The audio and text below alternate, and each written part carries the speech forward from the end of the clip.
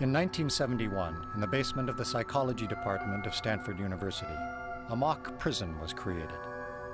It rivaled all social psychology experiments in controversy. Shortly after I finished this Stanford prison study, Milgram embraced me and said, "I'm so happy that you did this." He said, because now you can take off some of the heat that he's had to bear alone of having done the most unethical study. Although this experiment is over 30 years old, its enduring power has been underscored by the events at Abu Ghraib. When we got to Abu Ghraib, it was eerie. People were being told to rough up Iraqis that wouldn't cooperate. I mean, they're torturing, they're abusing detainees. You're looking at the situation thinking, they've condoned this, but why? And if it wouldn't have been for those photos, no one would have ever believed what was going on over there. When I first saw the pictures, immediately a sense of familiarity struck me, because I knew that I had been there before. I'd been in this type of situation. I knew what was going on in my mind. The photographs were strikingly familiar to the photographs that we had taken, many of the photographs I had taken in the prison study. We didn't do any of the stuff that you see in Abu Ghraib where they, get into a big pile or something like that, but I certainly subjected them to all kinds of humiliations.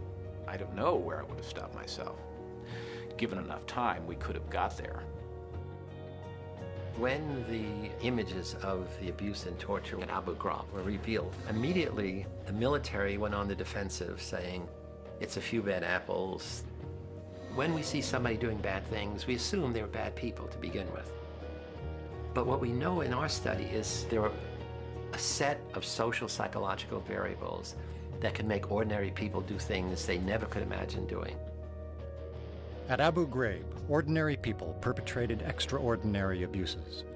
To understand why, it helps to reach back to the lessons of Zimbardo's experiment, how people respond to a cruel environment without clear rules.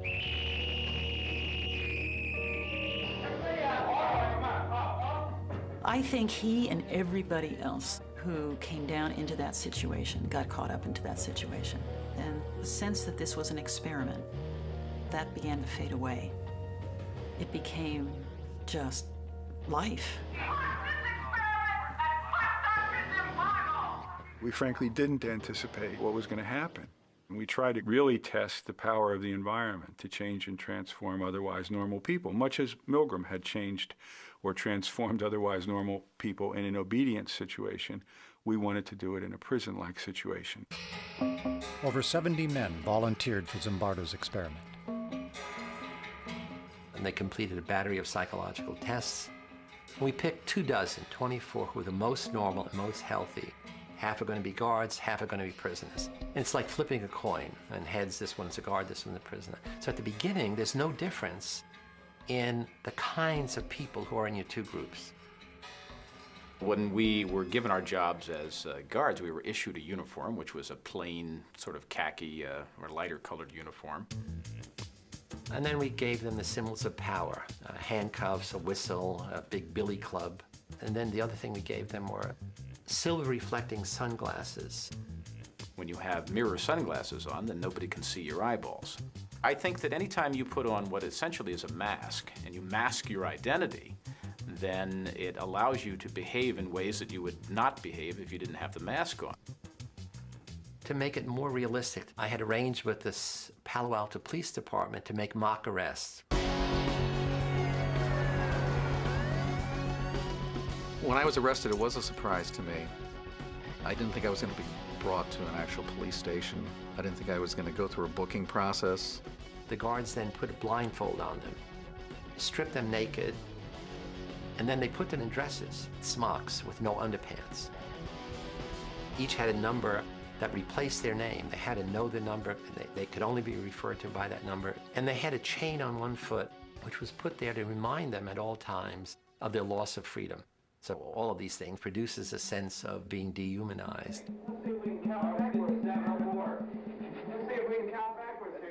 On the first day, I said, this is not going to work. I mean, the guards felt awkward giving orders, and they'd say, okay, line up, repeat your numbers, and the prisoners would start giggling. Hey, I don't want anybody laughing. 3, 2, 1. And then a very interesting thing happened. Dave Eshelman, who the prisoner's named John Wayne, like he's a Wild West cowboy, he begins to be more extreme.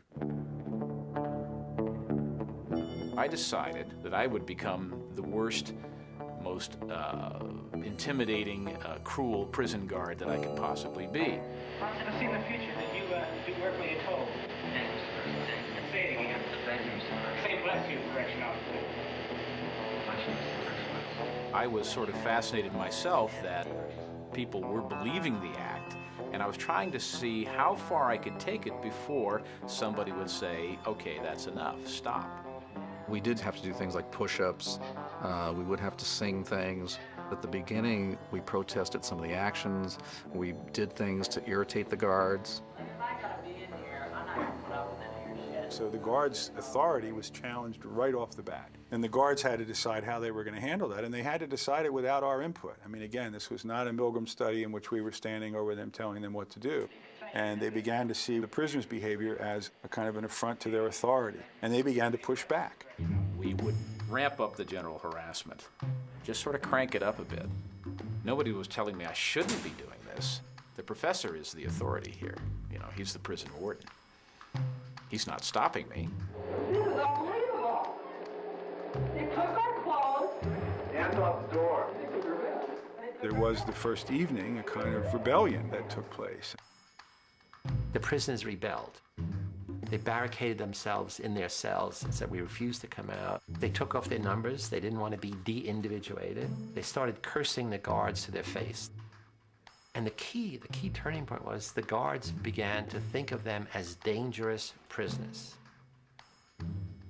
And so the guards formulated a plan to use fire extinguishers, took the doors down, dragged the prisoners out, stripped them naked, and essentially broke the rebellion in a purely physical way.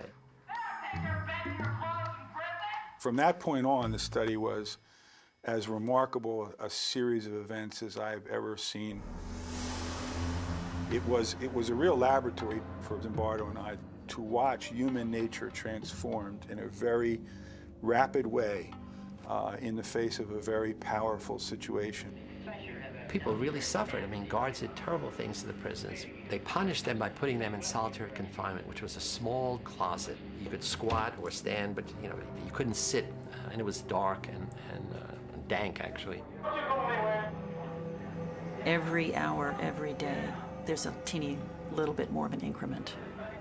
And they're stepping up, taunting the prisoners. They're stepping up. The count's not letting them sleep. They're stepping up. I don't think from one minute to the next, the people who are in it see the change and see the difference. You got a nice friend. You here was going to see to it that you don't get black. And then the next key thing happened beside the rebellion. Prisoner 8612, he was the first one to have an emotional breakdown. I feel really fucked up inside. You don't know. I gotta go. To a doctor, anything. I mean, Jesus Christ, I'm burning up inside. Don't you know? I'm fucked up. I don't know how to explain it. I'm fucked up inside. Help now! At the time, if you had questioned me about the effect I was having, I would say, well, they must be a wimp. They're weak, or they're faking. Because I wouldn't have believed that what I was doing could actually cause somebody to have a nervous breakdown. It was just us sort of getting our jollies with it. Let's be like puppeteers here. Let's make these people do things. What if I told you to get down on that floor and fuck the floor? What would you do then? The guards now began to escalate their use of power. Some of them had prisoners clean out toilet bowls with their bare hands. They now taunt, humiliate, degrade the prisoners in front of each other, and they exert arbitrary control over the prisoners. They keep thinking of more and more unusual things to do. And very soon after the fourth day, things begin to turn sexual. You be the bride of Frankenstein, and you be Frankenstein. I want you to walk over here like Frankenstein and say that you love Superman.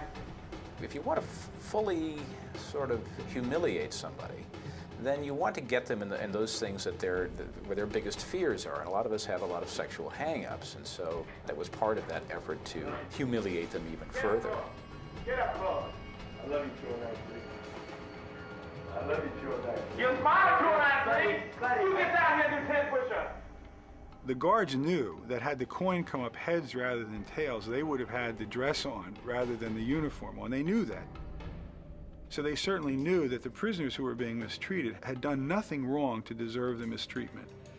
And yet the roles themselves were so powerful and the environment itself was so powerful that they ended up punishing those prisoners as though they had done something wrong. Prisoner 819 did a bad thing. We were told to chant something about how he was a bad prisoner. And at the time I went along with it, I'm thinking, what does this matter? We don't believe this, but we can go along and chant it. Because of what prisoner 819 did, myself is the best. Because of what prisoner 819 did, myself is the best. That night, he had a breakdown. Every day after that, another prisoner broke down in a similar way. Broke down, I mean, extreme stress reaction. We released another one on Tuesday, Wednesday, Thursday. Nobody who was in that study could deny that the prisoner breakdowns were genuine. They were scary to see. They were upsetting to us. They were unexpected, but they were very clearly the real thing. At some level, we understood that something was happening that we were no longer in control of. It was damaging people. We didn't quite have a grasp on what to do about it. One of the mistakes we made was that we hadn't built in time to step back and to look at what was happening and call it what it was, which was mistreatment. We were caught up in the events that were taking place. Or you can keep your blankets, and 416 will stay in another day. We got 3, guess one. Keep your blankets, 416, you're gonna be in there for a while. So just get used to it. On the 5th day of the study, Zimbardo invited his girlfriend, recent psychology graduate Christina Maslach, to visit the mock prison. I had heard bits and pieces from Phil about what was going on. And then when I was down there that evening, it really was kind of a wow. The thing that really got to me was when some of the guards took the prisoners down the hall to the men's room. She looks out and sees a line of the prisoners with paper bags over their heads, each one holding the other one's shoulder. And they're leading them down the hall. And Phil comes over and look, you know, my God, look at that. And I looked up and something about it just, you know, again, it was the dehumanizing, demeaning kind of treatment. I couldn't watch it. And she said, it's terrible what you're doing to those boys. And she got tears in her eyes. I said, what? And she runs out. And I'm furious. I'm saying, look, this is, I run outside, we have this big argument. I'm saying, look, this is dynamics of human behavior. Look, it's fascinating, the power of the situation. So I'm giving her all the psychological basis, and what kind of psychologist are you? You don't appreciate this. And she said, I don't understand. You're a stranger to me. I don't understand this. How could you not see what I see? I mean, you're a caring, compassionate person. I know you from all of these other things. Something's gone wrong here.